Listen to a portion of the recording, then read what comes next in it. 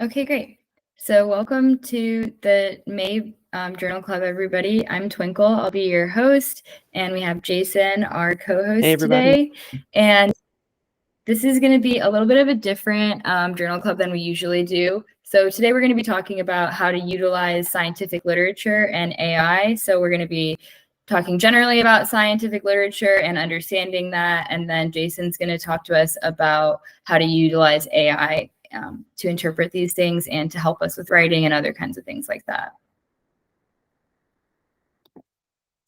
So just a little bit of background on the two of us and why we're hosting this webinar. So I'm the publications board for the ACS CANN subdivision, which is Cannabis subdivision of the American Chemical Society. We're hosted under the Chemical Health and Safety division. And Jason here is the author and host of the Curious About Cannabis project, which has multiple different facets, books, as well as a podcast. Jason has experience creating, writing, and editing a ton of scientific literature, as well as experience building courses about cannabis science and working with graduate students during research, as well as conducting research himself.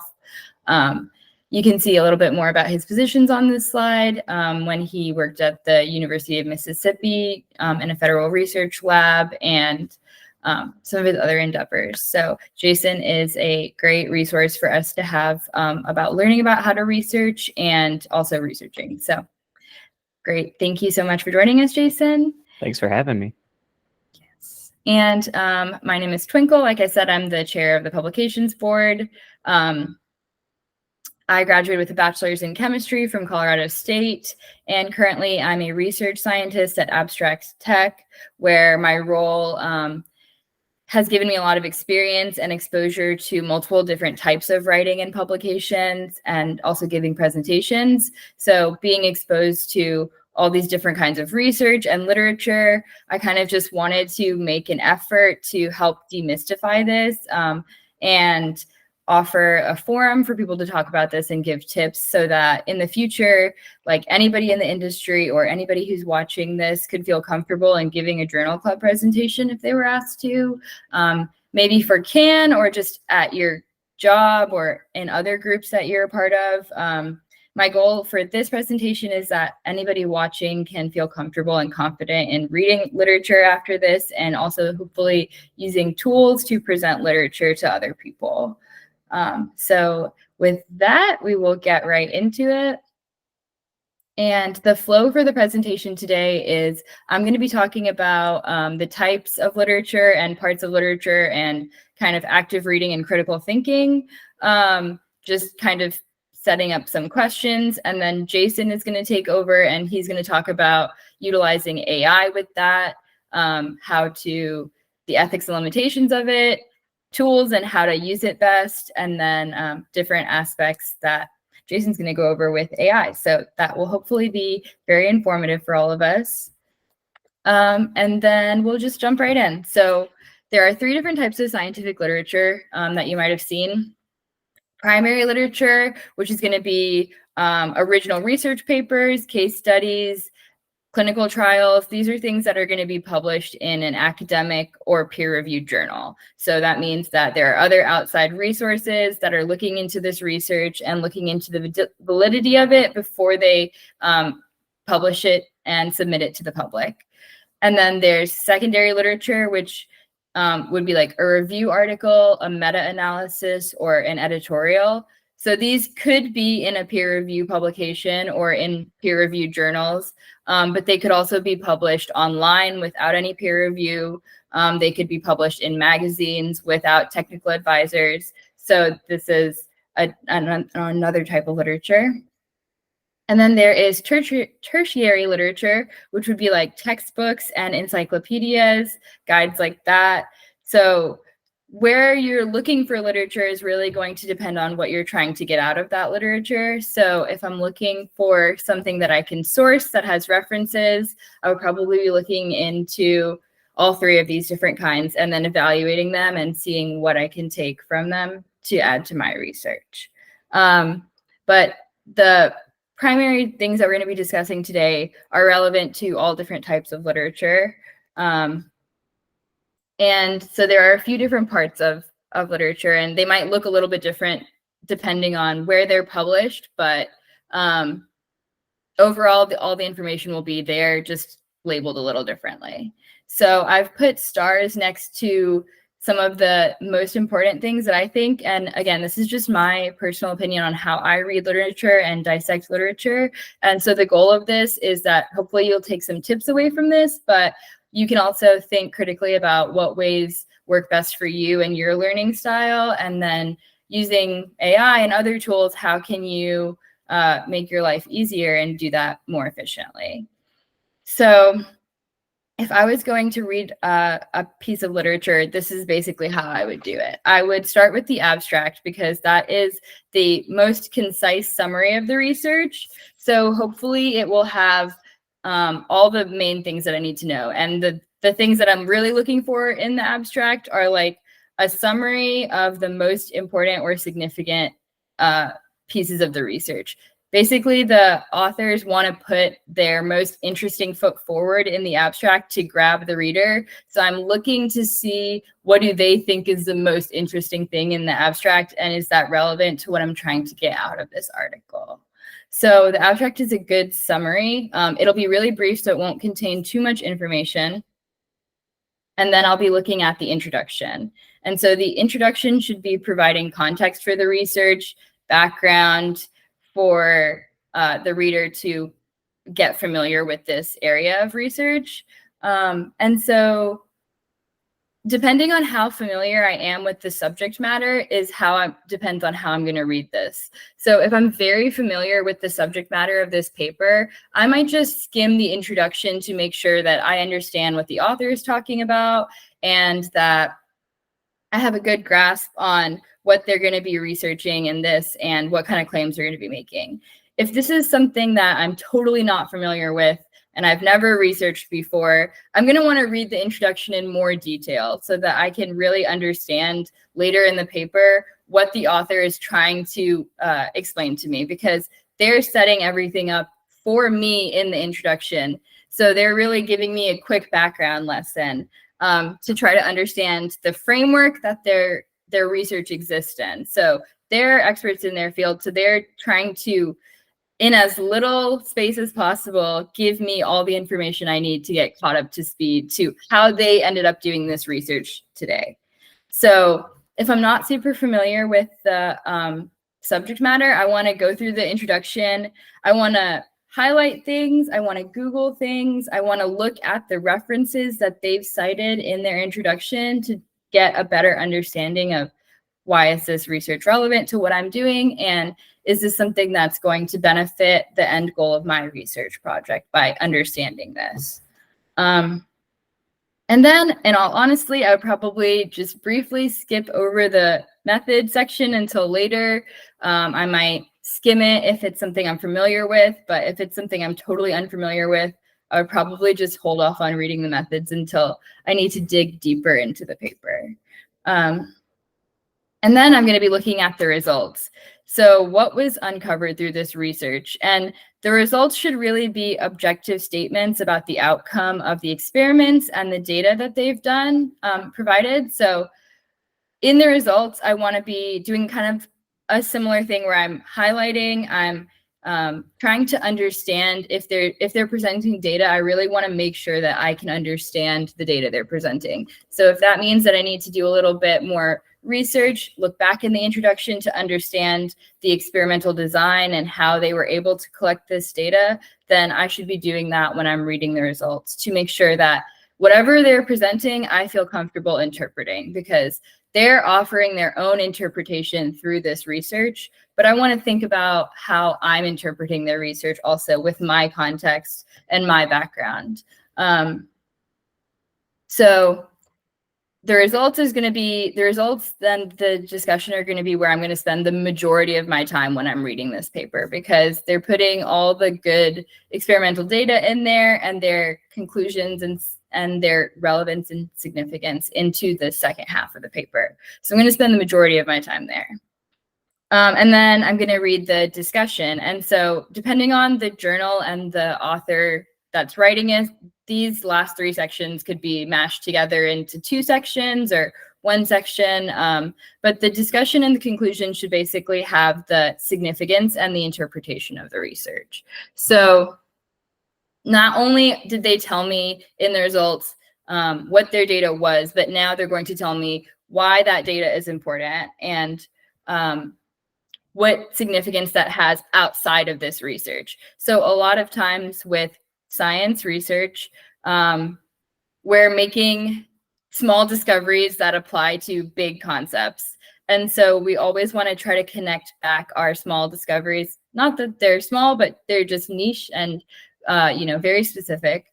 And they apply to a lot of different contexts. And so that's where the author gets to impart this into us. Not only the understanding of their research, but how it applies to other things that aren't related to their research. And so the discussion should contain that. And then usually the conclusion is a brief summary of the most important things that they want someone to take away. So if I wanted to speed read a paper, I would probably read the abstract, the results, and the conclusion. And then I would go back and try to fill in that information. But one thing that I want to say is really important is that people can, like I said, have their own interpretations, but you do want to try to make sure that your interpretation is close to what the author intended, or if it's not, that you have valid reasoning for your interpretation. Sometimes we see people, a lot of times, like when it comes to media literacy, they will interpret things to benefit their side of the story. And so in science, we want to stay away from that as much as possible and be as objective as possible and use only evidence-based reasoning. So just make sure that if you are skimming a paper, that you are taking your time to do your due diligence and understand the content, though. Because it's okay not to read everything, but it is important to make sure that we're doing, whoever we're regurgitating this information to, that we're doing them justice and not misinforming other people through our interpretations. And so that was the parts of literature. And now we're going to be talking about how to actively read and critically think while I'm reading. So basically, I'm just trying to convey and give you guys some kind of ideas about what you should be thinking about when you're reading. It can be kind of challenging because a lot of scientific writing tends to be dense, and so you're focused on how dense it is. But I think having some questions like this set up before you start reading will help connect the dots while you're reading. So really what you want to be doing is thinking about, why are you reading this and what am I trying to get out of this article? So if I'm doing a project for work and they've asked me to look into a new type of product and I'm looking for that information, I want to think about, what am I trying to get out of this article? Am I trying to understand the significance of this product? Am I trying to replicate this product? So am I looking for their methods, or am I looking for background information so that I can come up with a new product? So am I looking for what's already out there? And I think that that's just one industrial application, but we tend to see more academic applications when we look for information about this, because it's all geared towards students, which is great. But sometimes the in-classroom applications aren't as relevant to us once we leave the classroom. And so it's easy to think about this in the context of school, and it can be a little bit more challenging to think about it in the context of research. So I just wanted to kind of give you guys some questions that this will definitely play into what Jason talks about with AI, because these are the kind of things we need to be aware of when we're utilizing tools to help us. So what is the big picture? What are they claiming with this research? And do they have any reason to be, any kind of motivation to be making false claims? Is like another good thing to be thinking of. If a company is publishing this research, how do they benefit from it? And does that change the bias of the research? And a lot of times in scientific publications, we see that there are disclaimers about that in the research. So that's nice to know that the authors are thinking about it. What evidence is there to support these claims? What kind of bias could be present? What challenges maybe call into question any validity of the research, and have the authors address these challenges, because that's a great green flag if they're willing to address the challenges and be upfront about limitations. And how does my experience and knowledge change the impact of this research? So how can I take this research and put it into the frame of context for the knowledge that I have and utilize it in my applications? So I think it can be kind of challenging to read really dense material and remain present and tied to what we're doing with it. So this is just kind of a reminder that as you're reading, there are bigger questions that we should be keeping in mind, and how can we use that to make our reading more effective.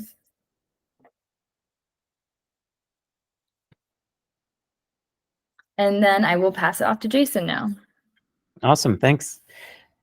Now that was a really great segue, because when we start talking about leveraging tools like these language models like GPT to try to push our science forward or help us understand what's in a research paper, or maybe even write a research paper,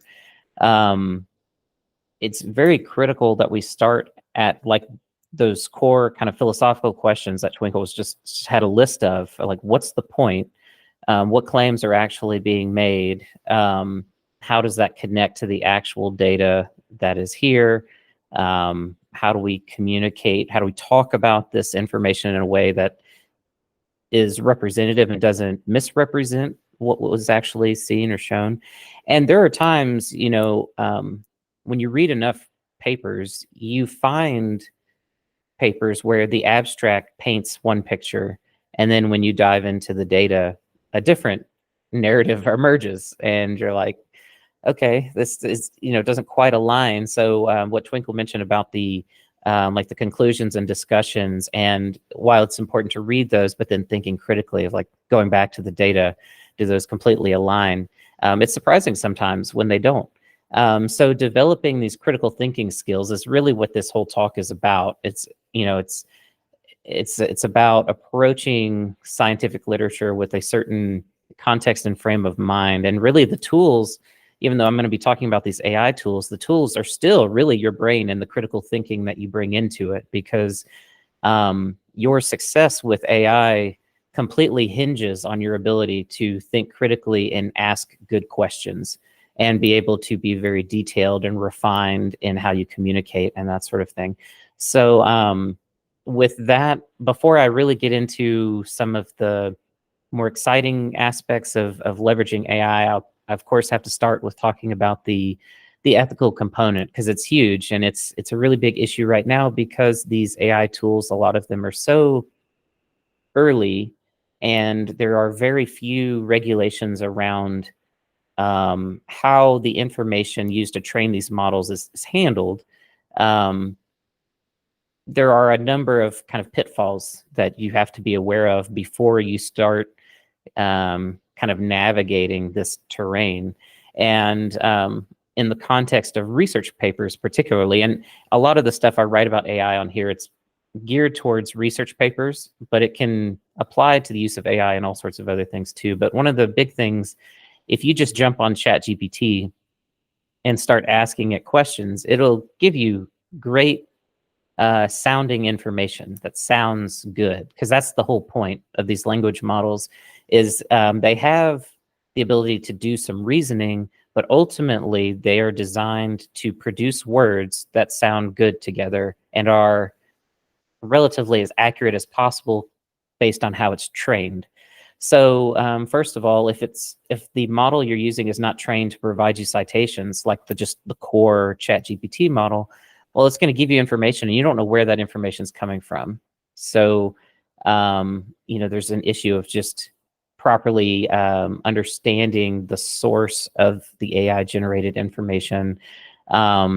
There are obviously ethical issues around transparency. If any of you have been on LinkedIn over the past year or so, you've seen a huge explosion of AI generated posts, and they're super obvious and kind of funny to catch. But AI is being used everywhere to generate content, and you don't always know who's using AI and when or for what purpose. And so there are some transparency issues.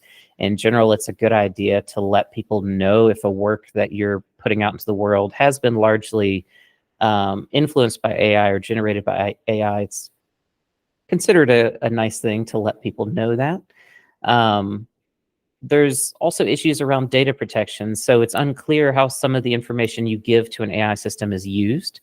So it's important to be careful not to pump a bunch of proprietary information into some of these models, which could then be used to train the model, which could then be mined later by other people.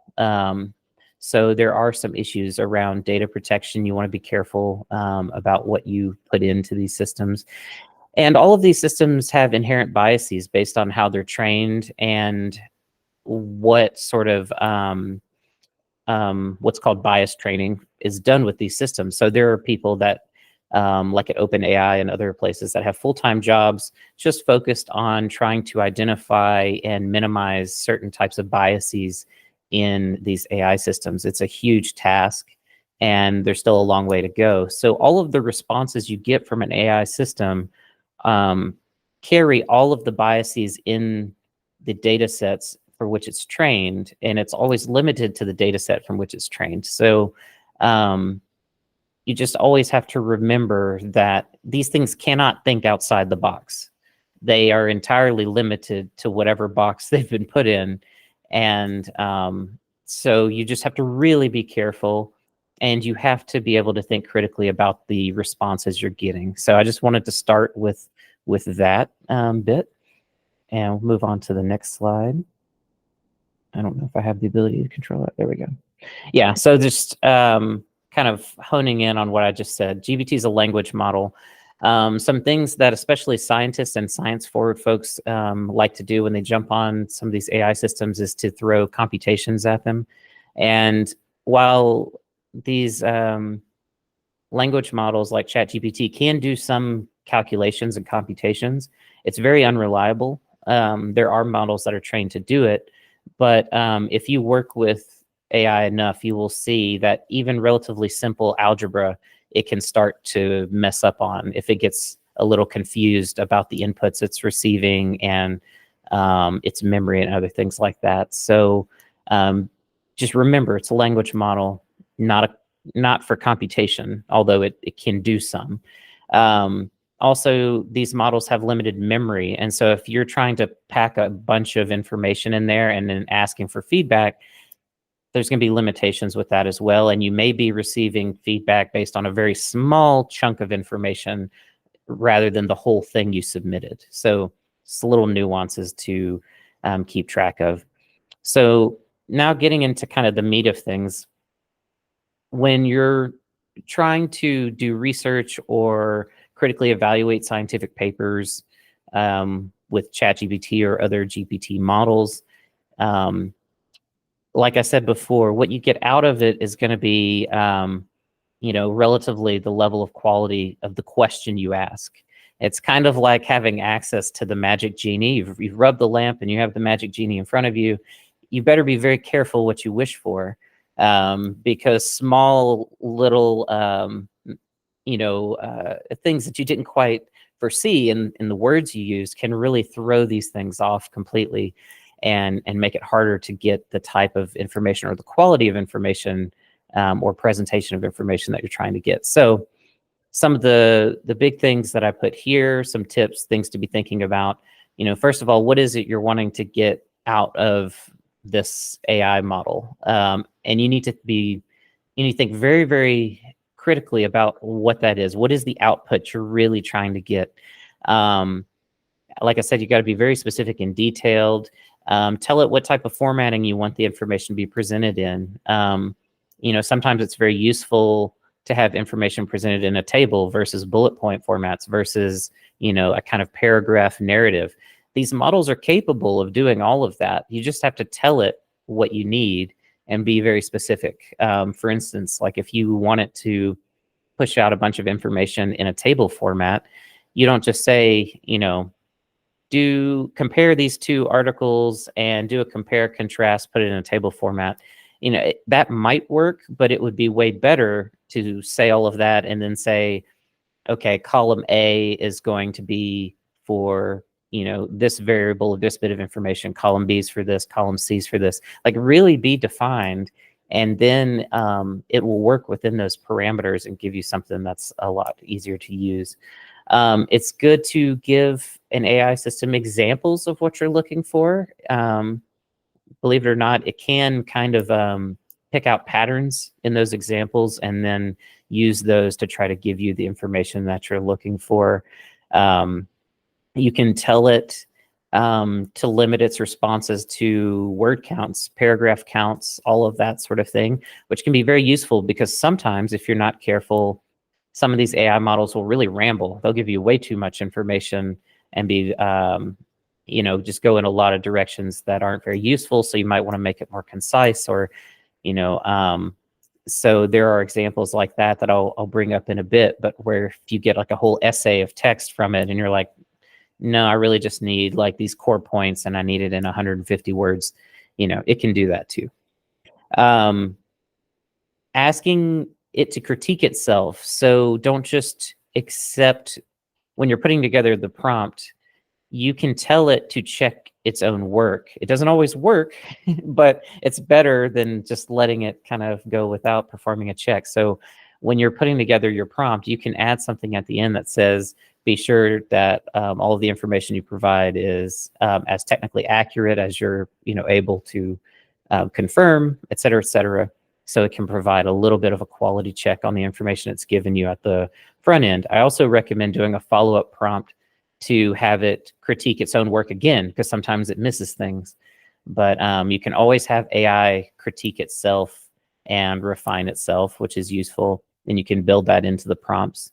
And then you can, talking about the ethical issues, you can infuse ethics into your prompts. If you know the pitfalls, you can form these prompts to try to deal with them. You can usually tell these models to cite their work, only use certain types of journals or certain types of sources of information where, for instance, going back to what Twinkle said at the very beginning, like your primary, your secondary, your tertiary sources, you can tell the model to limit itself to certain things like that, to be transparent, to do all of these things.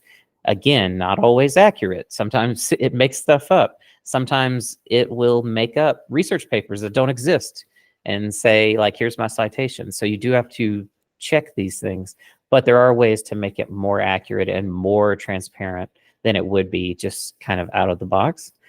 And I already talked about follow-up prompts, but with AI, there's sort of the old adage of like trust but verify, and that kind of holds true here, but you're not even really trusting it. It's really more of like, you see this text and the text looks good, but you really, really have to put it through the ringer to make sure you're going to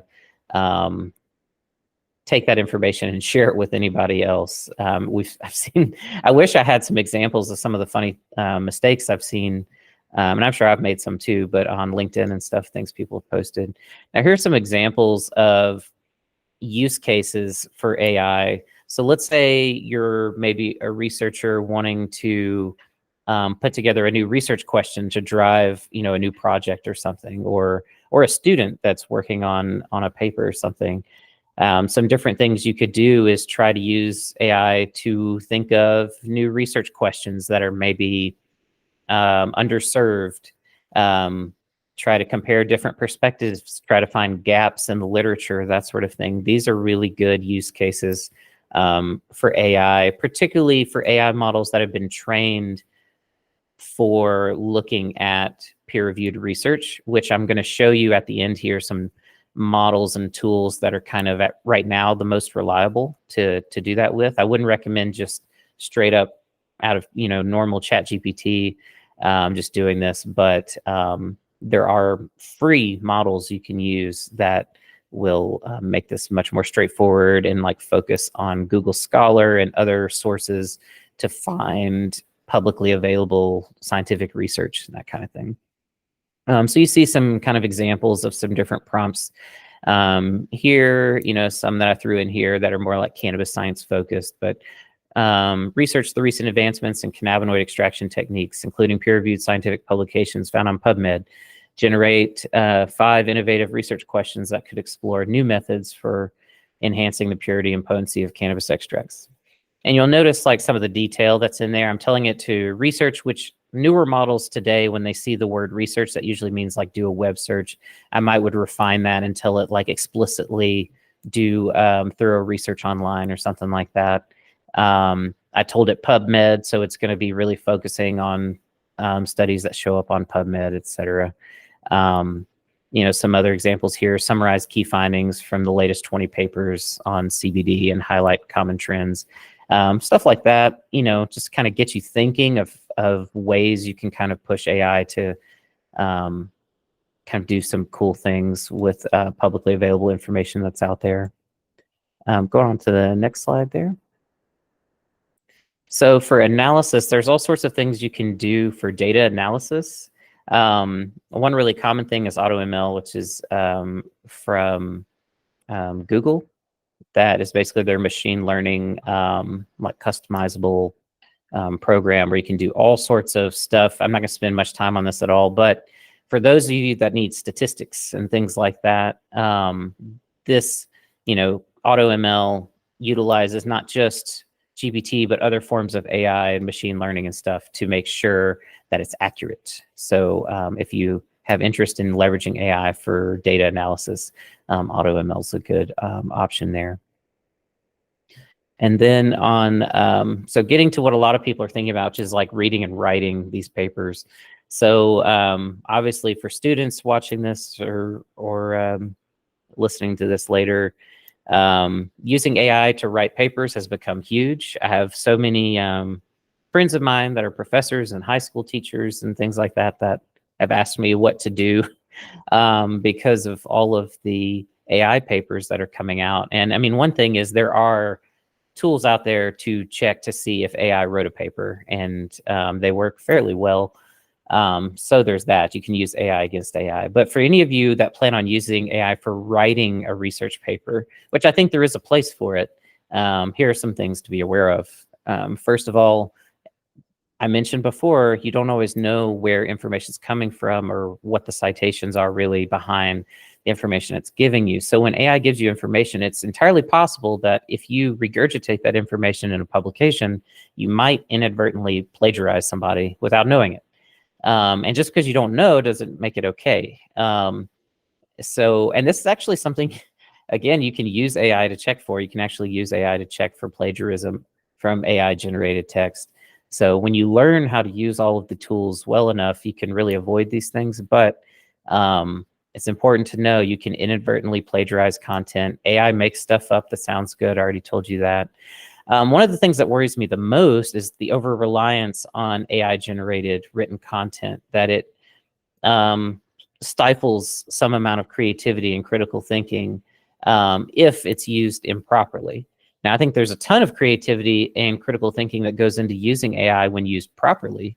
But for people that are looking for quick, easy ways to kind of just sub out their brain, that's definitely a thing that's happening and is concerning. But it's easy to see when someone is over-reliant on AI. It becomes very obvious, at least right now in the world we live in today. In 5 or 10 years, that may change, but right now it's fairly easy to notice. And then, of course, like I mentioned before, AI is limited to its training. So when you're using AI to write, it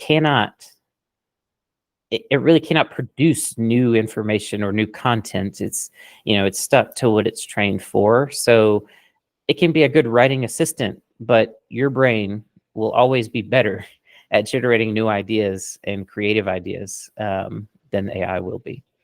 So with sort of those caveats out of the way, there was a study that there aren't many research studies that have looked at using AI for writing and editing and stuff, but there actually was one study I found that was interesting that looked at using AI for editing research papers. And their findings were that in general, the feedback that the AI system gave them, which was GPT-4, which was the kind of last version of ChatGPT, and they just did an upgrade. But of that model, of the participants in the study, they found that over half of the users that got feedback on their manuscripts with GPT, they found that the feedback was very helpful, and almost 82.5% found that it was more beneficial than some of the human reviewers. So that's kind of funny and interesting in multiple ways in terms of kind of our peer review process. But you know, I think there's great value in using AI to bounce ideas off the wall, to get feedback and critique on something you're working on. And that's, as I've used AI more and more, that's kind of how I tend to lean on it the most these days. It's just, as I have ideas, I want to get another perspective. I need like that friend that's like that smart friend that I can, you know, just sort of talk about the idea to and get a little bit of feedback and perspective on, and think about it in some way. And these models are incredibly valuable for that. Don't let them write your papers, but in terms of just giving you feedback, helping you notice some gaps that you might not notice and that sort of thing, incredibly valuable. And we do have some little bit of scientific research to show that, you know, that is a fairly strong phenomenon there. And I think I've got one more slide, and then I'll show you some tools. So again, for editing, which I think is really the sweet spot for using AI, that brainstorming and editing, here are some examples of some prompts you could play with and tweak. And every model that you use, prompt engineering can be a little different for. So depending on what system you're using, you might have to change these a little bit to make them work properly. But, you know, like using AI to make sure just your vernacular and terminology is consistent, you know, in a paper. That's one thing that as humans, we sometimes fudge on quite a bit, just like using different types of ways to describe things that aren't quite consistent, or formatting things inconsistently. You can easily catch those things, clean those up. If you've ever used Grammarly or something like that, that already utilizes AI technology to do that sort of stuff for you, and it's getting better and better and better at that. Identifying redundant phrases or words. We all have sort of little catchphrases that show up in our writing. We don't mean to, but it's sort of just how our brains think. And when we talk, it's the same way. We all have our little phrases and things we tend to say over and over and over again. And AI can catch those and try to eliminate them or change them up so that it's easier on a reader. Making ideas more concise. This one I use a lot because for anybody who's talked to me for any length of time, I can ramble for hours, and I'm a very non-linear thinker. So I use GPT a lot to just make my written ideas, particularly for emails, more concise, or try to just really find those key points of what I'm trying to say, because sometimes it's hard for me to do that myself in a short amount of time. Improving grammar and tone. Again, Grammarly, think about Grammarly. It is using AI. Technical accuracy. So I mentioned you've got to be careful with this one, but it can do it. And especially if you use a model that's designed for it, you can tell it to verify the technical accuracy of a paper based on the content of that paper or based on a specific data set. And it can. And it can also follow logic. And so if you want it to evaluate whether your conclusions logically follow from the data, it can do that with surprising accuracy. And then I mentioned before, identifying plagiarism. There are AI models now designed specifically for that, that a lot of teachers are starting to use and things like that. So those are just some examples that I hope you will find useful. Now, here I cover about 6 or 7 different tools that I recommend that are, to me, kind of the, you know, the cream rising to the top, because there are hundreds and hundreds of, really thousands of GPT models floating around. The first couple I have on here are like paid tools that do cost money, but for good reason, because they're designed to do all of the things that we've been talking about doing and have a lot more kind of governance and oversight against them. But one is Scite, so Scite.ai, SCITE. This is an AI model specifically trained on scientific literature, and it's able to do some like calculations and things like that fairly accurately. It ignores a lot of like pop science and stuff like that, and really hones in on core scientific information and trying to give you information that's always cited. So that's one of the great things about Scite, and kind of how it got popular was it was built in as a reaction to the fact that these GPT models were spitting out uncited information.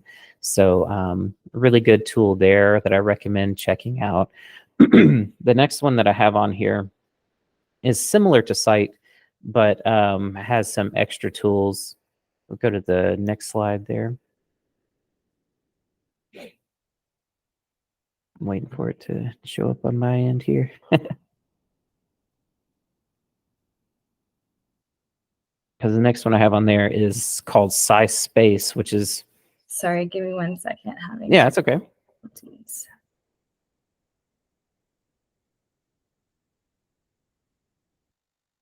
And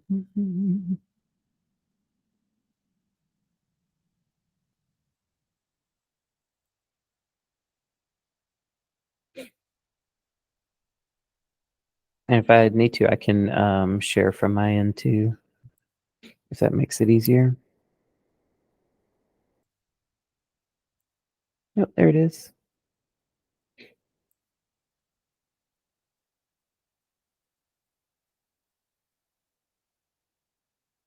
And so while she's getting that to come back, the other tool that I was talking about that is like Scite, but a little, to me, a little more interesting. I like the layout of this next tool more, and it's got a nice toolbar with different features and stuff, but it's called SciSpace, SCISPACE, but the website, because they did this rebranding, but the website is called typeset.io.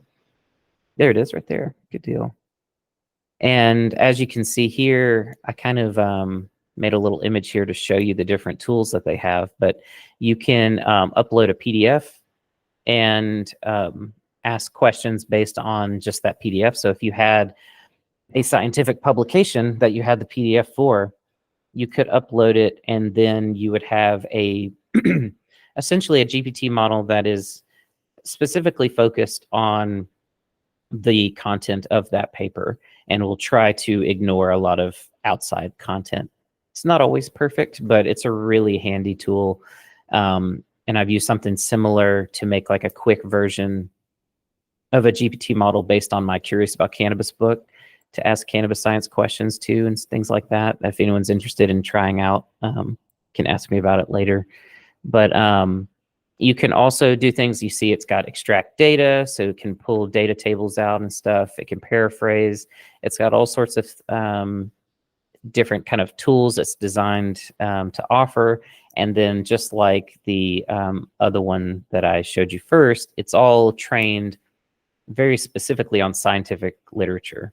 And so this is supposed to be a very reliable tool for anyone in school or researchers that are trying to do literature reviews and prepare for writing a paper, that sort of thing. SciSpace is great.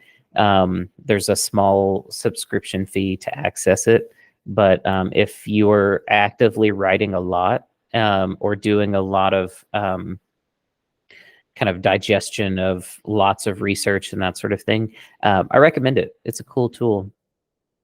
Now, some of the other ones I have on here, I think, are free. Yeah, Consensus. This is a GPT model you can access directly from ChatGPT. So if you go to chat.openai.com and you get into ChatGPT, there is a button that will be in the top left that will say like explore GPTs or find GPTs. And if you go there, you can search for, they're basically like apps. You can think of them as apps.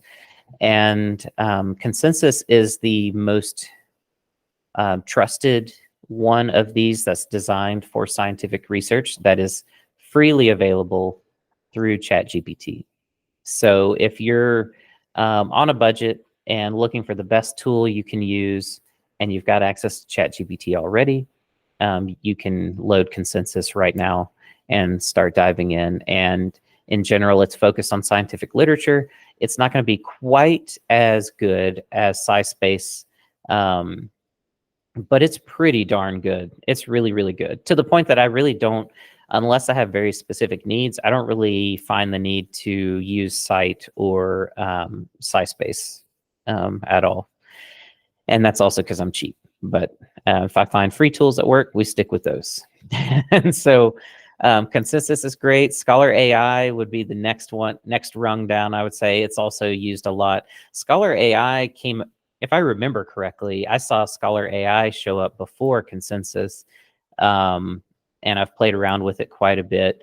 They're very, very similar in quality. You'll get slightly different kind of, I don't know, each one has kind of a character to it, and you just sort of get comfortable with one over the other. I recommend playing around with both of these. They're both really good. And Scholar AI, and I may be wrong, but if I remember correctly, when I was following all of this as it was launching, I think they built it primarily to be trained on like Google Scholar's content, and then they've expanded that to several other of the main sources of like free scientific literature online. So Scholar AI is great. The next one I've got on here, Chemistry Chem. So I had to mention this one since this is a presentation for ACS. There is a chemistry-focused GPT model that can do some calculations and modeling and things like that. It's, again, if you ask it the right questions the right way, you can get some really great outputs, but it takes work and practice. But this is the generally regarded as one of the best freely available chemistry GPT models, especially if you're a student learning organic chemistry or anything like that. It's just pretty handy to have. And it can do more than you think. It's presented as like a tutor, which I think is kind of limits its applications a little bit, because it's well trained on PubChem and a lot of other things. So like when you're doing research or writing, it can save you a ton of time if you know what to ask it and what you need summarized or what you need lists of and that sort of thing. So does that mean that it's been trained on 50,000 conversations? Is that what they're saying when they say 50K plus conversations? Not that it's been trained, that it's been used in 50,000 plus conversations. Some of those conversations help train it, some of them didn't, depending on how each user has their settings. And that's actually a really important point. If you do jump into all of this, if you're using ChatGPT, it's important to look into the settings for your account, because you can choose how your conversations are used. And if you don't want your conversations to be used to train these AI systems or anything like that, you can set that up that way. But you just have to make sure to do it. By default, the conversations will be training these systems. And that's why I was saying you've got to be careful about data protections and privacy, because if you're not careful, then everything you're sharing with it is kind of just out there in the system. And if someone is super clever, they can mine it out if they know it's there and they want it. So, yep, good point. And then here's a tool that I like for writing. There are all sorts of different writing tools. When it comes to writing, ChatGPT is okay, but Lex is way better. Lex is designed to be a word processor with AI built into it. It's fairly minimal, and it works better for a lot of sort of just technical writing issues. Some of those things I was talking about with editing. It's generally the way the output that it gives sounds more natural than ChatGPT a lot of times. and it can learn from your writing style and learn to write like you do in a way too. So I really like Lex. It's been really cool. I've been using it ever since the very, very first like beta version ever came out, and it's changed quite a bit since then. And it's pretty cool. So if you think you're going to use AI for writing, given all the ethical issues and everything else I've mentioned, Lex would be a great resource for that. And then I think I have one more on here. Yeah, so AI, I did this to point out an important thing, which is AI and these GPT models are being integrated into everything. And you don't necessarily have to look for these tools outside of a lot of the tools you may already be using. Canva already has AI, a lot of AI tools now built into it. If you use that for graphic design or presentation building, Prezi has an AI model built into it now. If you're using Prezi to build presentations, Beautiful AI is also a presentation maker that will do all of that. So in the future, there probably will not be as much of this like hunting these GPT apps to do certain things. They're just, AI is just going to be integrated into all software for whatever purpose that software is already, there for. And so it's important to kind of keep up on some of this stuff. It's going to change more and more and more over time. I entirely expect we will see, publishers, like major scientific publishers, integrating these AI features into their systems as well, to dive into, Elsevier and others that, you could just really engage their literature in bigger ways. So it's just a matter of time. We'll be seeing that. So for now, this is what the landscape looks like and kind of how to think about it and kind of how my brain thinks about it. And to summarize, the main things I want to get across is just don't lose your critical thinking skills. Even when you're using AI, the quality that you get out of AI will be limited by your own ability to think critically and be smart about how you use it. So you still got to use that noggin. Can't outsource it. So I guess I'll wrap up there. I know I'm about to go over time, but I'll stop there. That was great. Thank you so much, Jason. Absolutely. Thank you. Yeah, I agree so wholeheartedly that, yeah, I mean, that's just a big thing for, I think, everyone in now, is learning how to critically think about all the media we're consuming, whether that's media or the scientific literature that we're consuming, or how we're utilizing tools to help our day-to-day life. So I'm really glad that we got to talk about this and that you could go over the ethical implications of it and how to fact check it and stuff like that, because I know that there definitely is a lot of, I've seen a lot of people cite ChatGPT now in some research papers. Right, yeah. In some ACS journals. So that's really interesting to see, like, okay, it's not prohibited to use, but you just have to know how to use it. Yeah, and it's like with any new tool, right? Like people just have to learn what's the right way to use it. How do you leverage it to get the most out of it, and what do you not use it for? And I think we're already making great strides to figure all of that out, and it'll get better. Right. So if anyone has any questions or comments, you can feel free to drop them in the chat, and we'll probably hang out for another few minutes. And then this video will get uploaded to YouTube, so you can rewatch it and check out these resources again that Jason mentioned. But thank you so much, everybody, for joining us this morning. And I think Jason will be back next month for Journal Club, hopefully, also. So look out for an announcement about